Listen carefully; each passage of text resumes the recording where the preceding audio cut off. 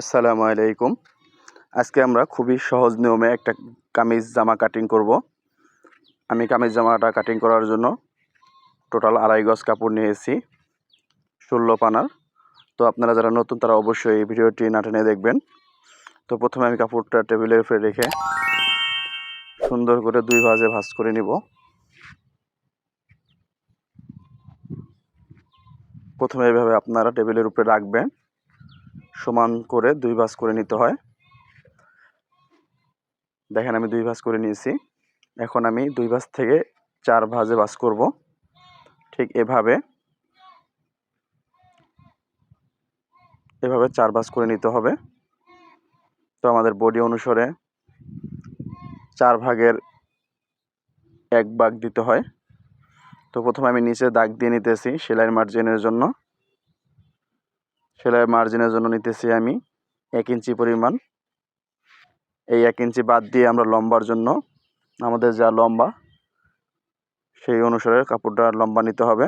যেহেতু আমার জামার লম্বা 43, আরও এক্সট্রা আধা ইঞ্চি কাপড় বাড়তি নিতে হবে উপর থেকে। এখন আমি 6 ইঞ্চি নিচে আর্ম হোলের জন্য দাগ দিয়ে নিলাম, কোমরের জন্য 13 ইঞ্চি নিচে এবং হিপের জন্য 20 ইঞ্চি নিচে। এখন আমরা দাগগুলো টেনে সোজা করে নিব। খুবই সহজেই আপনারা জামাটা কাটিং করতে পারবেন। তো অবশ্যই না টেনে ভিডিওটি দেখেন। আমি দাগগুলো টেনে নিলাম সোজা করে। এখন আমাদের প্রথমে গলার মাপ নেব 2.5 ইঞ্চি, যেহেতু আমি গোল গলা কাটিং করব। উপরে 2.5 ইঞ্চি নিচে এবং নিচেও এভাবে 2.5 ইঞ্চি নিতে হবে। নিয়ে আমরা একটা এভাবে দাগ দিয়ে নিব, স্কোয়ার করে নিব। এখন আমি পুরের জন্য নিতেছি 4 ইঞ্চি, নিচেও 4 ইঞ্চি নিব। আমি শেপ কাট দিয়ে দাগ দিয়ে সোজা করে নিলাম। এখন আমাদের বডি হচ্ছে 38। তো 38টা আমরা 4 ভাগ করব।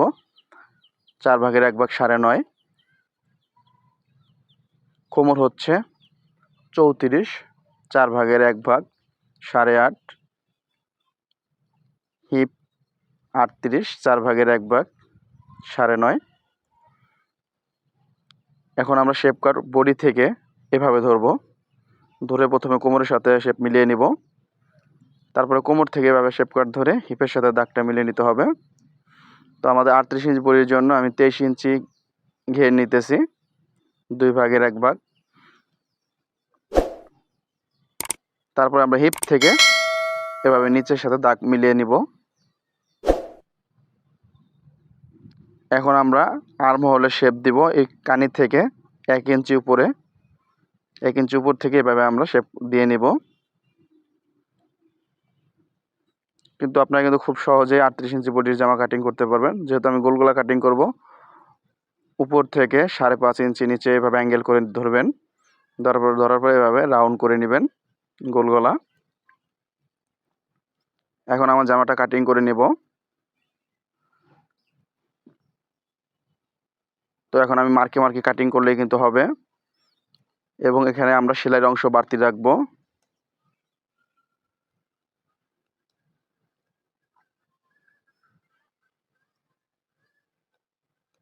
এখন আমরা উপর থেকে গলার মাপটা দেখি, 5.5 ইঞ্চি গলা ঠিক আছে। এখন এইভাবে অ্যাঙ্গেল করে দেখব আমাদের 21 ইঞ্চি নিচে ফাড়া। আমি 21 ইঞ্চিতে একটা দাগ দিয়ে নিলাম।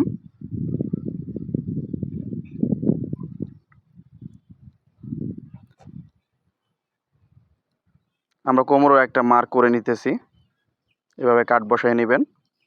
আমাদের কিন্তু বডির অংশ কাটিং করা শেষ। বাকি অংশ কাপড় থেকে আমরা হাতা কাটিং করে নিব। ভালো করে দেখেন, এখানে কিন্তু 2 ভাঁজ আছে। 2 ভাঁজ থেকে আমরা 4 ভাঁজ করে নিব।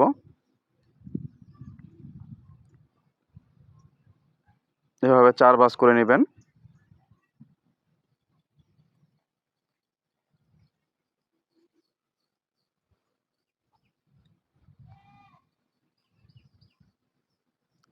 আমাদের হাতার লম্বা হচ্ছে 17 ইঞ্চি।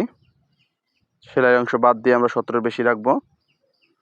প্রথমে আমরা 1/2 ইঞ্চি বাদ দিয়ে এভাবে একটা দাগ দিয়ে নিব। দেওয়ার পরে এখন আমি লম্বার জন্য মাপ নিতেছি 17 ইঞ্চি। 17 ইঞ্চিতে একটা দাগ দিতে হবে এবং সেলাইয়ের জন্য আমরা 1 ইঞ্চি কাপড় বাড়তি নিব। এখন আমরা আর্মহোলের শেপের জন্য 3 ইঞ্চি একটা দাগ দিতে হবে উপর থেকে। দাগ দেওয়ার পরে আমাদের আর্মহোল মরা 7 ইঞ্চি, উপর থেকে এভাবে 7 ইঞ্চি নিচে একটা দাগ দিতে হবে এবং মোহরি 9 ইঞ্চি, 2 ভাগের 1 ভাগ 4.5।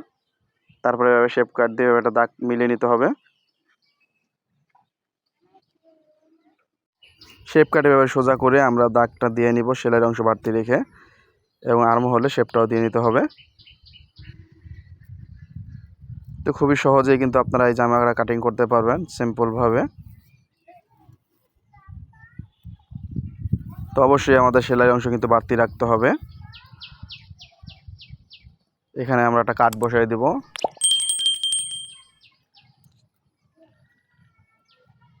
আমাদের কামিজ জামা কাটিং করা কিন্তু শেষ। এখন আমাদের শুধু গলার পট্টিটা কাটিং করতে হবে।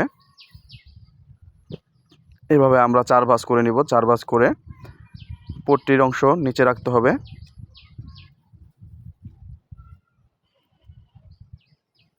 নিচে রেখে আমরা এভাবে সুন্দর করে গলাটা রাউন্ড করে কেটে নিব।